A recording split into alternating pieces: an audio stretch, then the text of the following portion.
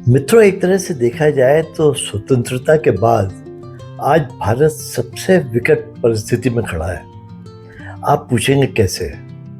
Well, अभी तक हमारी लड़ाई केवल अपने पड़ोसियों से हुई है, और वो भी महाशक्तियों के संरक्षण में। ये लड़ाइयाँ उन्हीं के द्वारा दिए गए हथियारों से लड़ी जाती थी, उन्हीं के कहने पे शुरू होती थी और उन्हीं के कहने पे रोक दी जाती थी।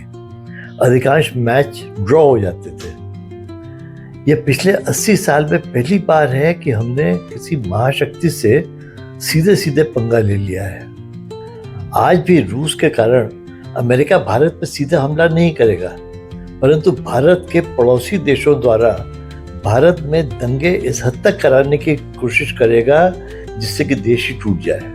वैसे भी भारत के अंदर 1000 फॉल्ट लाइन्स हैं। सन 47 में 556 रजवाड़ों को जोड़कर 1000 साल की गुलामी के बाद दो धर्मों के बंटवारे के आधार पर यह देश बनाया गया था। और दो धर्म तेल पानी की तरह होते हैं, कभी एक हो ही नहीं सकते, न इनका झगड़ा कभी खत्म हो सकता है। हमारे देश के बॉर्डर भी विदेशियों ने ही ड्रॉ किए थे और इस तरह से बनाए थे कि हम हमेशा अपने पड़ोसियों से उलझे रहें। इसके अलावा हमारा देश जाति, भाषा आदि पर बटा हुआ है।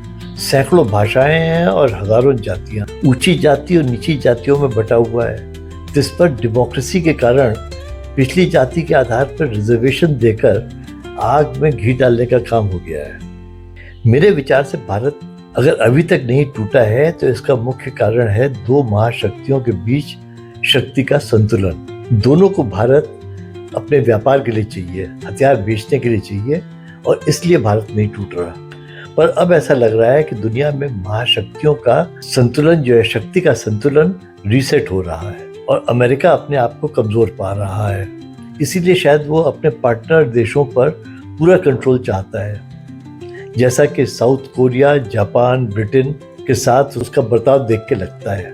अगर भारत की वर्तमान सरकार को वो अपने पाले में नहीं कर सका तो या तो इस सरकार को गिराएगा या देश को ही तोड़ देगा। लगता है अब आर पार की लड़ाई है। देखें, अगले कुछ सप्ताह में तस्वीर साफ होनी चाहिए। आपका क्या विचार है, जरूर बताएं। Please like, share and comment. Thanks for watching. Good bye.